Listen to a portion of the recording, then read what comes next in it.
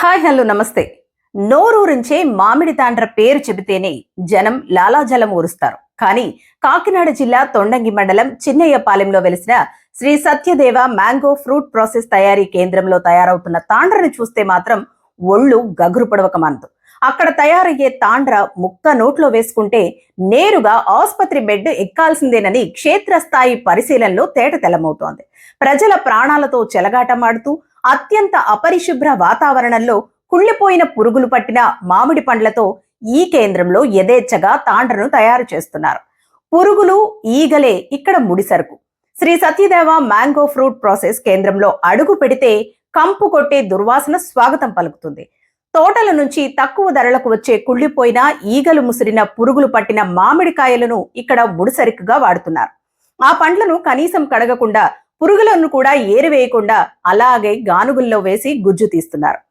చూసేందుకే అసహ్యం వేసే ఆ గుజ్జుకు ఆకర్షణీయమైన రంగు, జిగురు రావడం కోసం అత్యంత హానికరమైన రసాయనాలను గుప్పిళ్ల కొద్దీ కలుపుతున్నారు.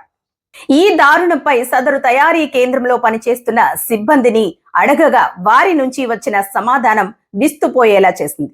కుళ్ళిన, పురుగులు పట్టిన కాయలతోనే తాండ్ర చేస్తారా అని నిలదీస్తే, ఇక్కడ ఇదొక్కటే కాదు బాబు, రాష్ట్రంలో ఎక్కడైనా అంతే అని, అన్ని చోట్ల ఇలాగే తాండ్ర తయారు చేస్తారు అంటూ ఏ మాత్రం తప్పుదోవ పట్టకుండా అత్యంత నిర్లక్ష్యంగా బదులివ్వడం బరి తెగింపుకు అర్థం పడుతోంది.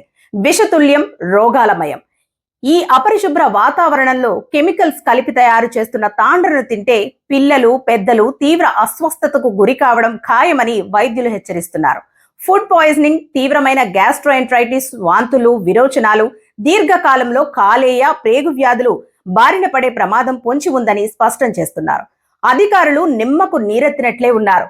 ఇంత బహిరంగంగా ప్రజలు ఆరోగ్యంతో Sri Satyadeva mango fruit process నిర్వాహకులు ఆటలాడుకుంటున్న ఆహార భద్రతా అధికారులు మాత్రం ఇటువైపు కన్నెత్తి చూడకపోవడం అనేక అనుమానాలకు తావిస్తోంది. చిన్నయ్యపాలెంలో జరుగుతున్న ఈ విష సంస్కృతిపై ఉన్నతాధికారులు తక్షణమే స్పందించి సదరు కేంద్రంపై దాడులు నిర్వహించి సీజ్ చేయాలని, ప్రజల ప్రాణాలను కాపాడాలని స్థానికులు ముక్త కంఠంతో డిమాండ్ చేస్తున్నారు.